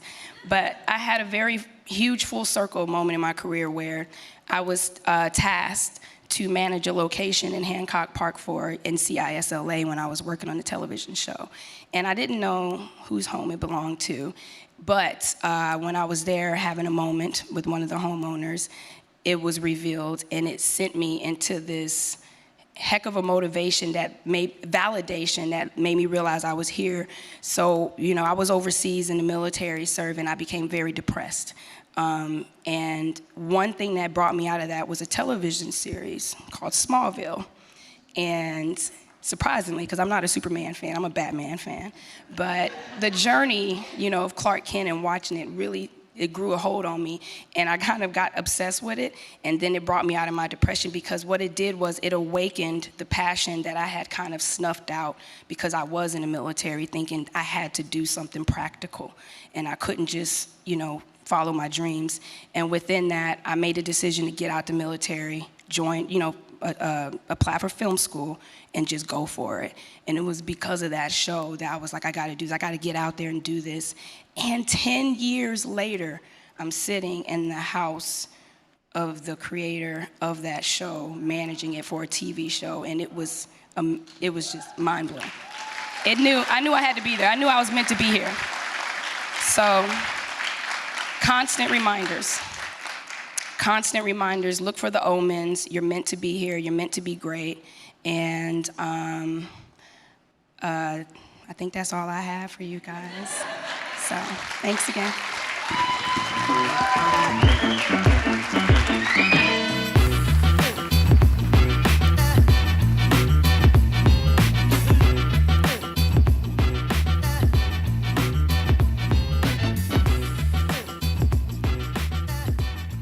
Everyone, please welcome back to the stage, Tammy Elliott.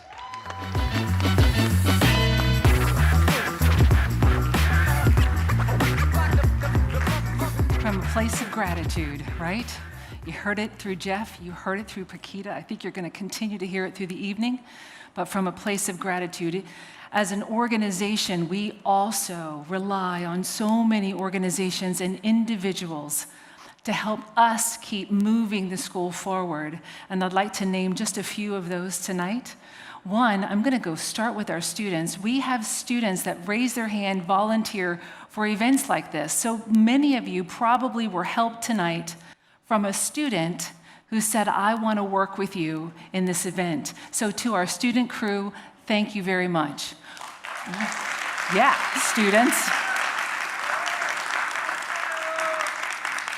It's a tough thing to produce and to deliver curriculum that changes all the time, and that's what we do here. And so one of the ways that we ensure that we do that well is that we hire our educators from the industry, and they bring their own expertise from their foot or feet being in the industry to the classroom for our students so that we can remain relevant and current.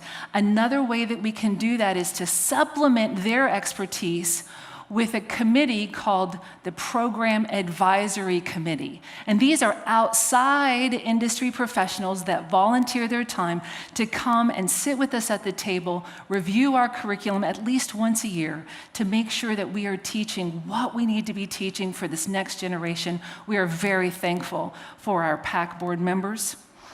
We are pleased, yes. Again, rumor had it that Joe Byron was here. We also have Spotlight inductees from previous years. I understand that Daniel, Enrique, Alex, Corey, and Jessica are with us. Thank you so much for coming back. And again, Jessica is actually working for us tonight for all of you as one of our photographers. So Jessica, thank you. Thank you for saying yes to the gig. It's a pleasure to work with you again. Organizations that partner us, that walk with us, shout outs to our sponsors, Sony, Google, Drone Dudes, PI, that didn't make that up, that's real.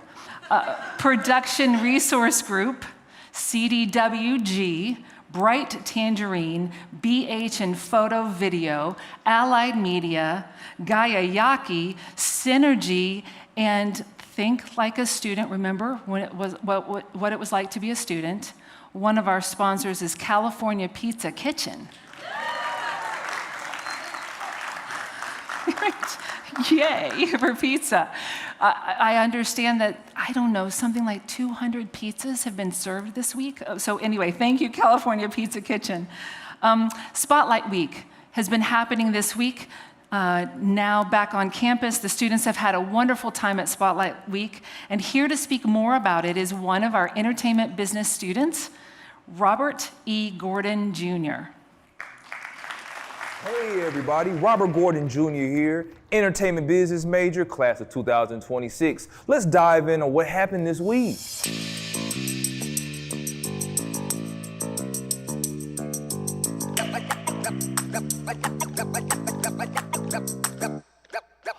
Let's start off with a Google resume workshop. I enjoyed myself learning how to perfect my resume and reel in future job leads. The rooftop bash was amazing. I played cornhole till my shoulder almost fell off. Enjoyed spending time with the students and the staff. The food was amazing. I had robot pizza. Come on now. I've never seen anything like that before. That was an experience right there. Shout out to DJ TLA Storm. Those mixes was off the hook.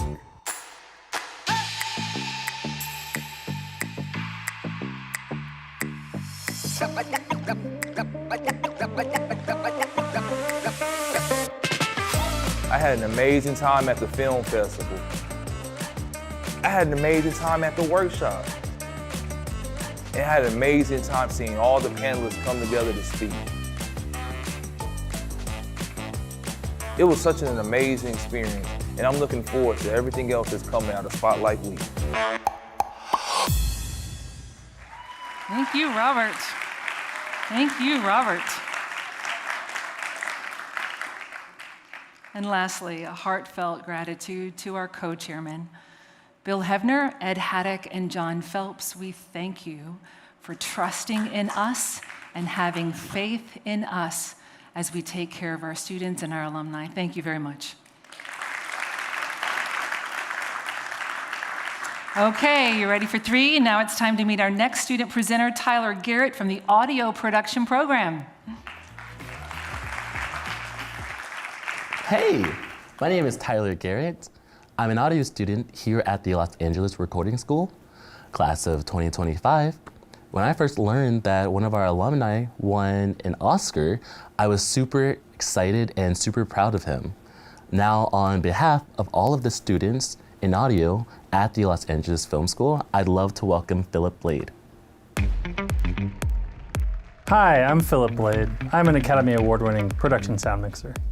I grew up in Los Angeles, in eastern part of Los Angeles in the suburbs. When I was in high school, my senior year, my school had a recording studio. We recorded like the jazz band and the choirs and stuff. And our recording studio was kind of nothing more than a closet with a microphone in it and then a mixing board.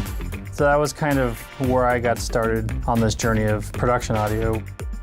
My big break after the invitation that kind of led to the road to where I would win an Academy Award. It was the team from Moonlight. They were producing another movie for A24. This is Deborah Winger, Tracy Letts comedy called The Lovers that they shot in Santa Clarita.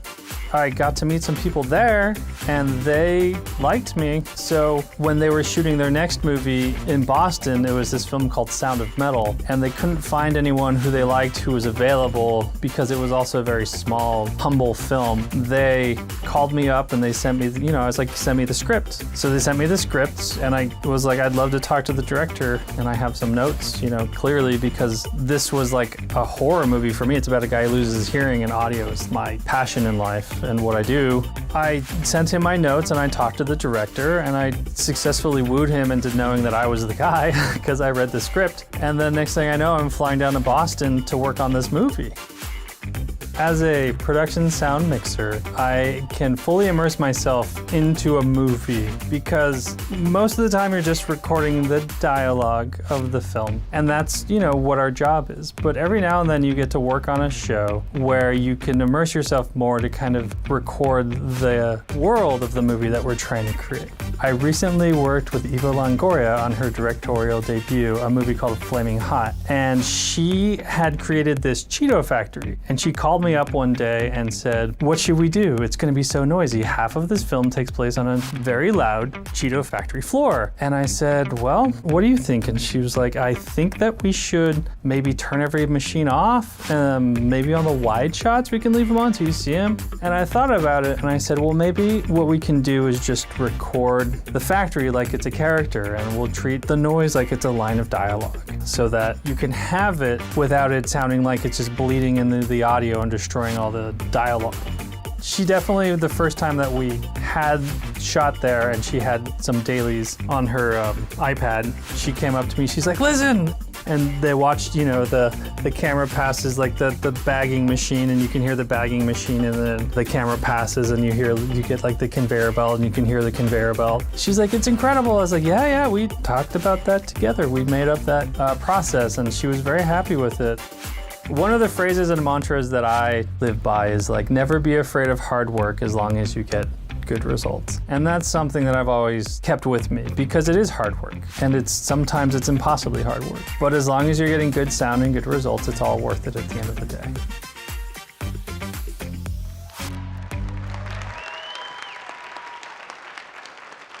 Hello, Spotlight Awards. I'm Brandon Trost, a cinematography film grad from 2000 and former Spotlight Award winner, here to introduce the incomparable Phillip Bladh.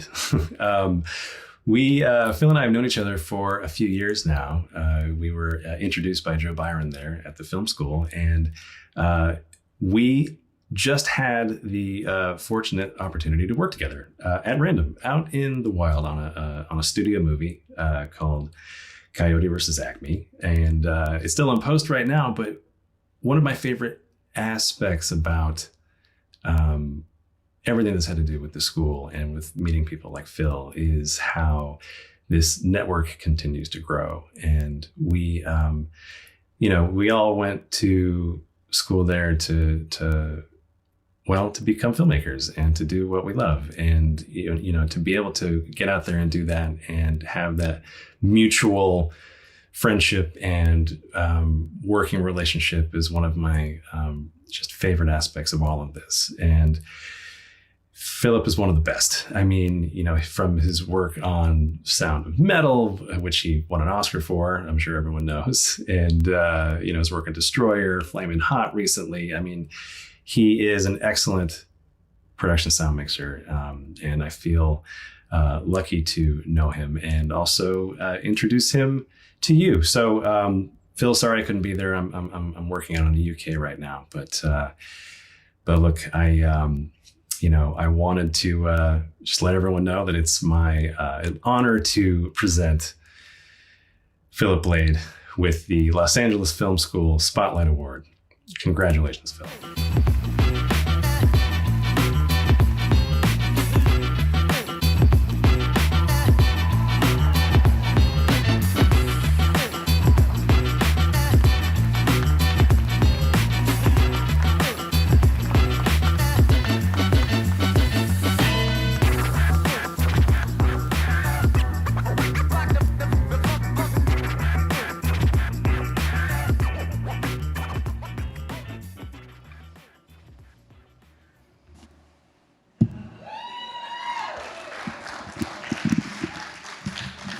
I'm having a good time. Are you all having a good time? I'm having a pretty good night. There was no pressure to win this award. It was a given. Thank you to the Los Angeles Film School and the Los Angeles Recording School. Wow, here I am again, 15 years later, and it feels great, I'll tell you. What a great effort, what a great night. I mean, come on. How cool is this? I'm a cartoon. I've never been a cartoon. Stepping foot back on this campus recently has been really awesome. Just walking around, meandering, feeling it again. Feeling what it was like to be a student here. I don't feel that much different. I still have that excitement from when I started school to now. That has never gone away. I was just telling someone that when we had my first day here, the main lobby, well, that's kind of where our meeting room was with our, we had seats like this and we had a podium. And I was looking out the window and it was the premiere of Spider-Man 3. They had a guy in a black Spider-Man suit, swinging around and stuff. And I was looking out the window watching it while Steve Miller, our president back then, said, one of you or all of you might be the next big thing. And that's one of the main memories that kind of came floating back to me when I came back here. So I just wanted to share that random memory with everyone on stage. But it's been nice to be here. Yeah, it's been nice to give back, because I'm a person who believes in giving back. It's fundamentally something I think is important as a human being to do, and that's what I want to do for everyone here today. I want to try to give back a little.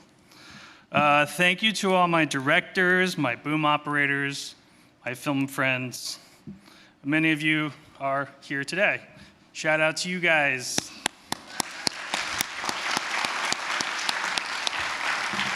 I believe in you as much as you guys have believed in me. So I very much appreciate all of the love and patience, collaborations, the night shoots, the traveling, everything. It's been a blast. So I love all you guys, and thank you again for believing in me. There you go. I remember watching MTV, which is a very old sentence. And the guy from Silverchair is being interviewed, and they're like, "Hey, man, your record went gold. How do you feel?" And he's got this giant look on his face. He's like, "I can't believe everybody just randomly went out and bought my record." He was just always excited or kind of dumbfounded by his popularity. And we're all inspired by great art, right? It could be Ansel Adams. It could be Picasso. It could be so-and-so with their phone on YouTube screaming into the bottom of the phone. It's all art, and we're all inspired by it all the time, right? So I'm gonna take a second to, talk about the people who inspired me. The rock musicians of the 90s, yeah. Because that's how I started was, through music. I went to audio school. Rivers Cuomo, you are a god. Billy Corgan, Jim Ellison, Scott Lucas, Adam Schlesinger, Lou Barlow, Superdrag, Not a Surf, Fountains of Wayne, Harvey Danger. They showed me that a nerd with a heart and a dream can make art, right? And thanks to all of you here today, this is the most I've ever felt like an artist. This is my gold record moment right now. And thank you all for participating in that. Thank you. Just a couple more thoughts, just one. Thank you to my family for being a creative family. My mom, she met my dad, or my dad met my mom. There's two different versions of the story. They were in choir in high school, and they fell in love, and they eventually had 5 awesome kids who, are just the best people I know. I'm number 3, I'm in the middle. But I just want to tell them, to my parents and my brothers and sisters, I love you all. Thank you so much for being creative people. I want to say thank you to my wife, my beautiful wife, Roseanne Bladh. I was just talking to someone, this week about how it is that you've been able to accomplish this, right? And I said, well, there's 2 things. First of all, I was 28 when I went to school, so I felt like I was a little older than everyone else in my class, and I had to feel like I had to really work harder to get myself somewhere faster, to make up for time, more or less. And the other great thing I had was a spouse who was like, yeah, let's max our credit cards and go for your dream. Because I never would have done that on my own. She was 100% on the journey with me, 100% of the time. We just jumped into the deep end together, sink or swim. She is the light to my darkness, and I love you very much, Roseanne. Thank you.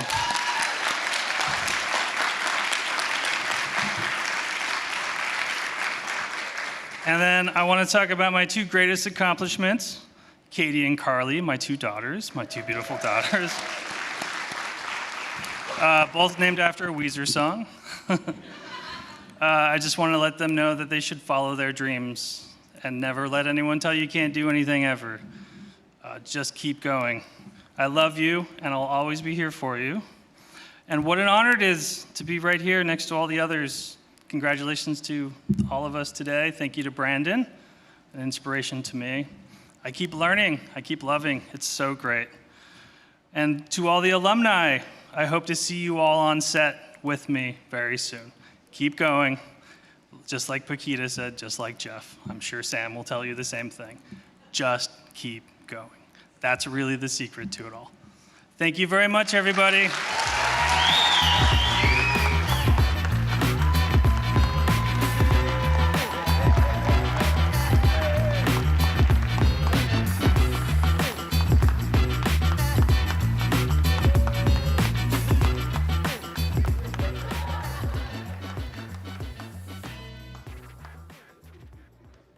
Hi, I'm Keith Wright, and I'm an animation student at the Los Angeles Film School, class of 2023. At the Los Angeles Film School, we learn to pay attention to detail while also managing timelines, and here is someone who has proven to do that extremely well. On behalf of the animation program here at the Los Angeles Film School, I would love to introduce to you today, Samantha Wilkins. I'm Samantha Wilkins. I'm an art outsource supervisor at Riot Games. So I feel like I discovered my passion for art and animation in 2 different kinds of times in my life. One of the first was when I was a kid. My mother worked at a video store, and at the time she'd already rented every kids movie that she thought we would like and decided to pick a movie off the shelf that she'd never seen, and it happened to be My Neighbor Totoro. That movie had me fall in love with animation because of how magical it felt, especially with it being really about nature. Then the second time I feel like my passion for animation really solidified was in high school when WALL-E came out. WALL-E was probably one of the first movies I got to watch with my grandma, who only speaks Spanish. We were both able to watch that movie at the same time without having to put subtitles on or without having to put any dubs. And because of that, I just fell in love with these two robot characters that can't speak my language, but yet I was able to follow their story and follow their emotions through this entire movie. And it was because of that that I realized I wanted to get into animation to help tell stories. So my first big break, I would have to say, would be when I got hired at the mill. I was hired as a runner. It wasn't really VFX at all, but they did allow training after those shifts with the artists around, which I really liked and gravitated to. It was a really great entryway for me to learn to talk with people, know the different kinds of positions there are. There's like VFX soups who go on set. There are modelers, there are animators, there are compositors and lighters, and to be able to be in that environment where you can talk to all of them, get that guidance from them directly to where, hey, after your shift, come over to my desk, let me show you what we're working on. That's where I really felt I hit my big break, especially once I got to work on my first Super Bowl spot. I got promoted from a runner to be a 3D modeling and texture artist. Doing that, I kind of realized that there are also other positions, such as like being able to asset lead. So if you're on a full CG spot, but that CG spot is made out of 200 assets, it's kind of a lot to manage. And it does actually take one person or two to help manage where are all these assets at, delegating them out to the modeling and texture artists. That way they could be done by the timeline that you need it to be done. I found myself in a lot of positions like that on full CG projects where they needed someone to help manage, hey, are we getting all these assets done on time? Are we prioritizing which assets need to be done first? And in just being on those projects and getting those experience, I kind of ended up learning, oh wow, there's actually a production side of this that I really like. For me, being in video games now that I kind of know the back end of how games work, I really appreciate it when I play a really good game. Because if I can forget about how this game works, if I'm able to kind of get out of that mindset of like, oh, I know how they did this, they did it like this and this, and I'm able to just focus on the story, that's being immersed in your craft, is when it's executed so well, you kind of forget that it was crafted. What I enjoy the most about working in the entertainment industry, honestly, is just how much fun it is. Like how fun it is to create stories, to like think of something in your head and be able to know the people or have the skills to be able to execute on that and make that happen. Things that you would think is only stuck in your head, you're able to actually bring it out into a computer and bring my dreams to life.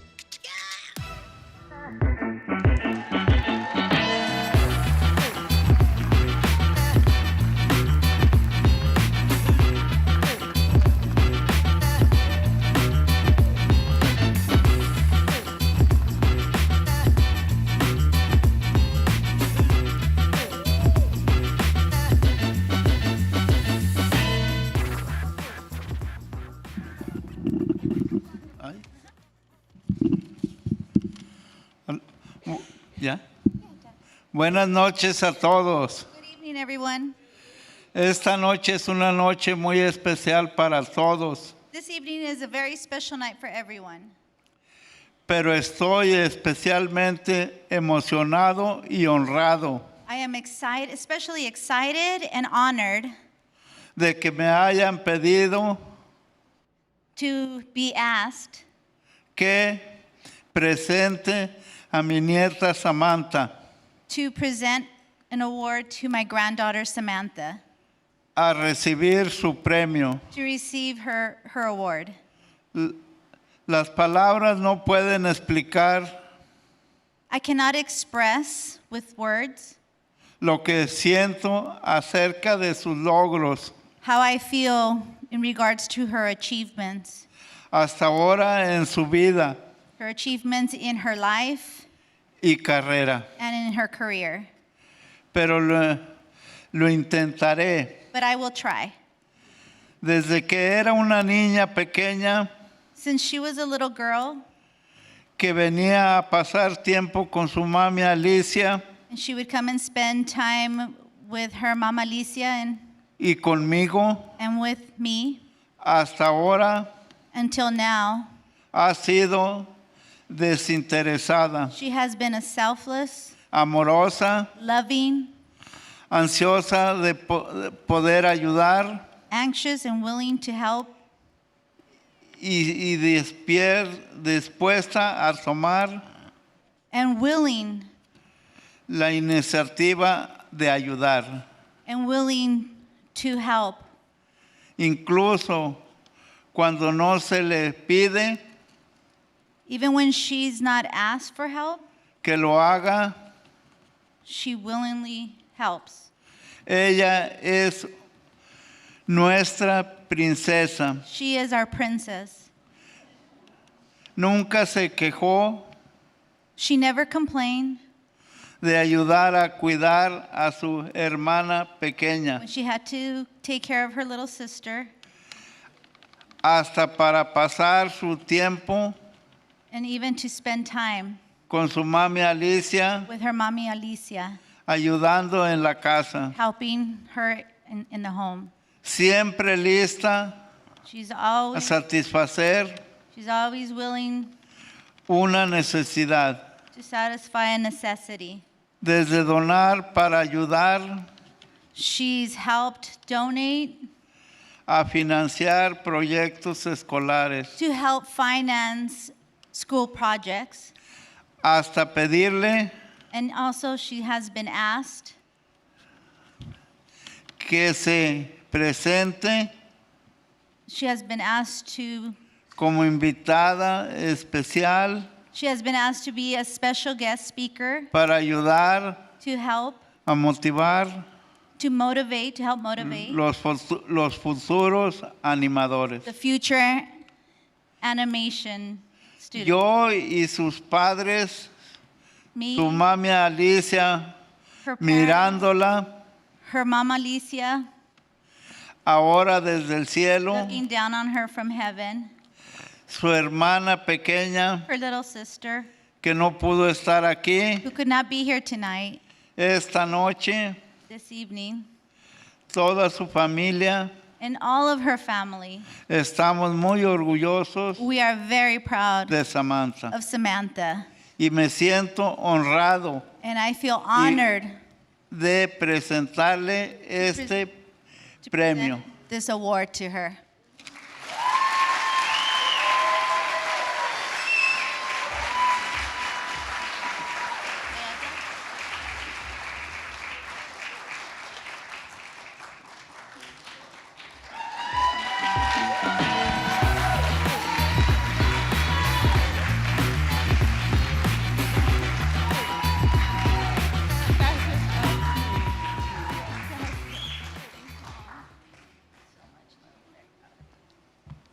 Gracias, papi. Thank you. My grandpa. And my mama Alicia, she's my grandma. So for those who don't know, I wouldn't be here. I wouldn't have been able to attend this college without them. They opened their apartment to me, let me live rent-free as long as I was going to school or as long as I was working in some sort of case. They just didn't want me home not doing anything. And whenever I would offer to pay rent, my grandma would just tell me, just put that towards your student loans and just focus on school. So thank you. So I'm very honored and I'm very thankful to them because they gave me the resources to be able to just focus on school, to be able to have those late nights without worrying, oh my gosh, how am I gonna pay rent? So thank you, and also thanks my parents. Huge influences on me, my parents. Obviously my mom with the video store and my dad with helping me realize, hey, you don't want to do 2D, you want to get into 3D because it's the new future, and I'm glad I followed through with that. Thanks, Dad.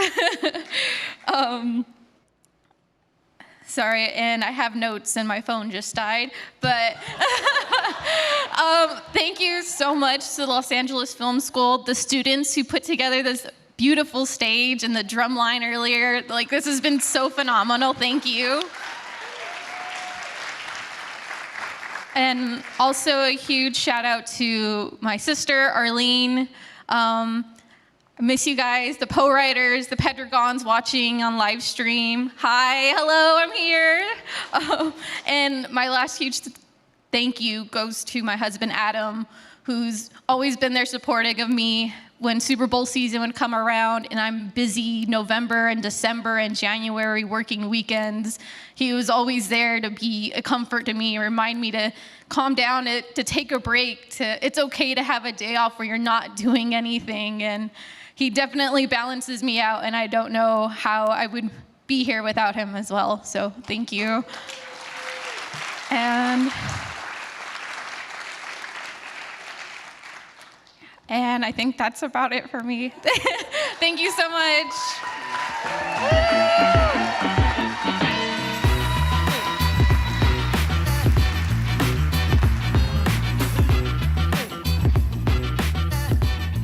I'd like to invite the other 3 inductees up here. Samantha's already here. I'm keeping her with me.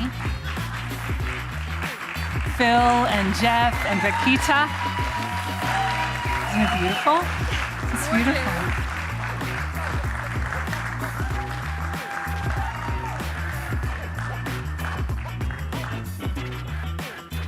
Well, hi.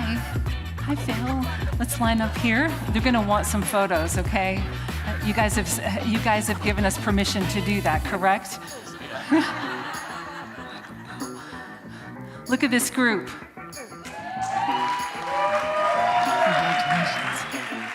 So good, so good, so good. Grandpa, you helped me remember that it wasn't just about careers and goals. You helped me to remember that it was about family, and that it takes a family, whether it's an LA Film School family, or whether it's your own family, or whether it's your community and your professional family. It takes a family to get us here, to help us make the next step, to help us make the next decision. And Grandpa, thank you for reminding me of that. Thank you. Thank you.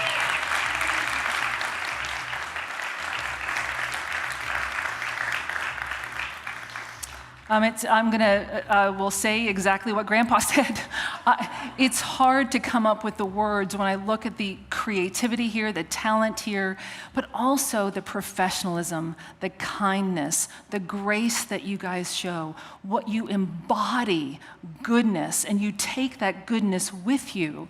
And I don't know if you realize how many people's lives you have changed and touched because of you and how you make decisions and how you move through this process. We know there are folks that don't, correct? You are changing our world, and you're changing it for the better. I'm humbled, I'm moved, I'm inspired. I'm so proud of you, and I'm so honored that we can call this group ours. Congratulations. Congratulations.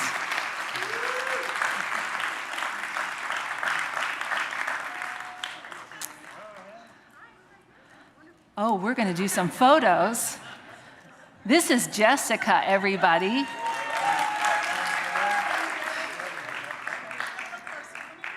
No.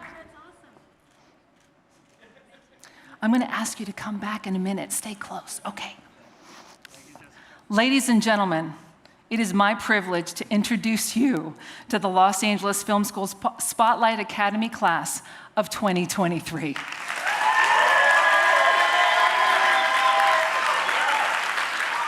there.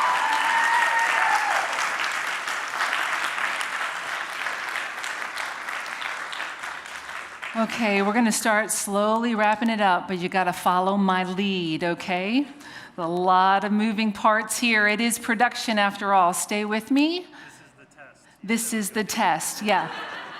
Are they gonna be patient with me, and are they gonna follow my lead? Before we end our evening, I would like all of us in here at the IVAR to help me say goodbye to our online audience. Good night to everyone that's watching online. Thank you for joining us on this very special evening. Thank you. Join us in applause here. We're going to say good night to our online audience. Thank you so much. Thank you so much. Oh yeah, and there's something else.